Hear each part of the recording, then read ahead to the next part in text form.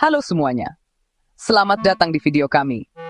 Pada kesempatan kali ini, kami dari kelompok Digo 2, yaitu Melin Raisha Salsabila dan Zukni Arfa yang Paksi, akan membahas sebuah topik penting yang menyangkut masa depan bangsa, yaitu hukum perlindungan anak di Indonesia.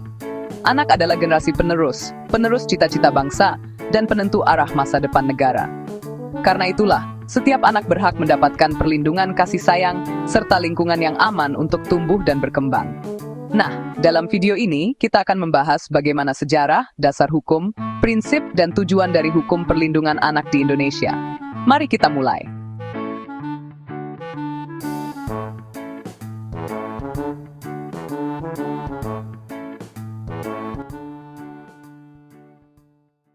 Sejarah hukum perlindungan anak di Indonesia mengalami perkembangan yang cukup panjang. Pada awal masa kemerdekaan, perhatian terhadap anak masih berfokus pada kesejahteraan, belum pada aspek perlindungan hukum. Namun, seiring berjalannya waktu, muncul kesadaran bahwa anak adalah manusia yang memiliki hak asasi dan perlu dilindungi dari kekerasan, eksploitasi, dan diskriminasi. Langkah penting pertama dimulai dengan lahirnya Undang-Undang Nomor 4 Tahun 1979 tentang Kesejahteraan Anak. Undang-undang ini memang belum membahas perlindungan hukum secara menyeluruh, tetapi menjadi titik awal bagi perhatian negara terhadap hak-hak anak. Kemudian Indonesia meratifikasi Konvensi Hak Anak melalui keputusan Presiden Nomor 36 Tahun 1990. Dari sinilah paradigma perlindungan anak mulai berubah. Tidak hanya tentang kesejahteraan, tetapi juga tentang keadilan dan pemenuhan hak. Perkembangan besar terjadi dengan diterbitkannya Undang-Undang Nomor 23 Tahun 2002 tentang Perlindungan Anak, yang kemudian diperbarui menjadi Undang-Undang Nomor 35 Tahun 2014. Perubahan ini mempertegas tanggung jawab negara, pemerintah daerah, keluarga, dan masyarakat dalam melindungi anak secara menyeluruh.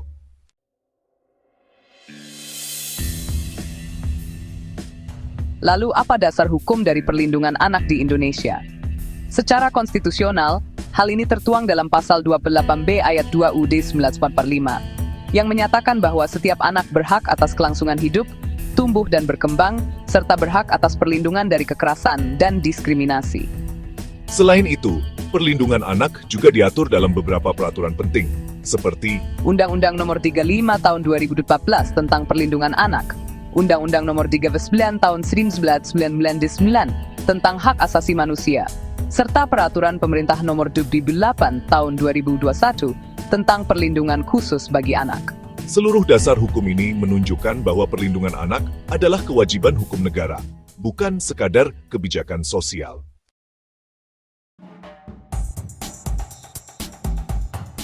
Dalam pelaksanaannya, hukum perlindungan anak berpegang pada 4 prinsip utama, yaitu: pertama, non-diskriminasi. Artinya setiap anak berhak mendapat perlindungan tanpa membedakan suku, agama, atau status sosial.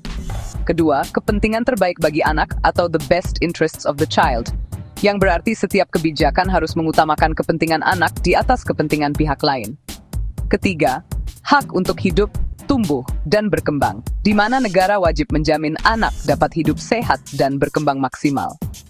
Dan keempat, partisipasi anak, yaitu hak anak untuk menyampaikan pendapatnya dalam setiap keputusan yang memengaruhi kehidupannya. Keempat prinsip ini menjadi fondasi moral dan hukum bagi seluruh kebijakan perlindungan anak di Indonesia.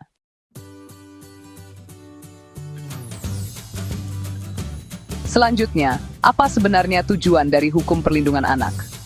Secara sederhana, tujuannya adalah untuk menjamin agar setiap anak dapat hidup, tumbuh, berkembang, dan berpartisipasi secara optimal sesuai dengan martabat kemanusiaan, serta mendapatkan perlindungan dari kekerasan dan diskriminasi.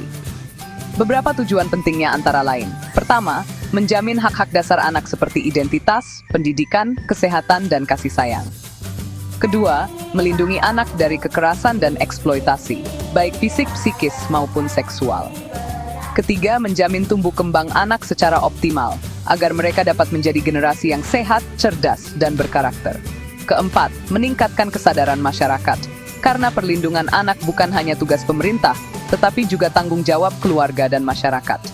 Kelima, menegakkan keadilan yang ramah anak, di mana proses hukum harus berorientasi pada perlindungan dan pemulihan, bukan semata hukuman. Dan terakhir, mencegah serta menanggulangi pelanggaran terhadap hak anak, melalui sistem hukum yang tegas dan berkeadilan.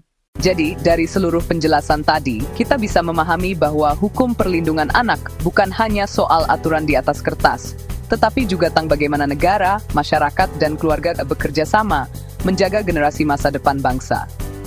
Perlindungan anak adalah bentuk nyata dari pelaksanaan nilai-nilai Pancasila dan Undang-Undang Dasar 1945. Melindungi anak berarti melindungi masa depan Indonesia. Terima kasih telah menonton video ini. Jangan lupa untuk like, share, dan dukung terus edukasi tentang hukum di Indonesia. Sampai jumpa di video berikutnya, dan salam dari kami, Kelompok 32.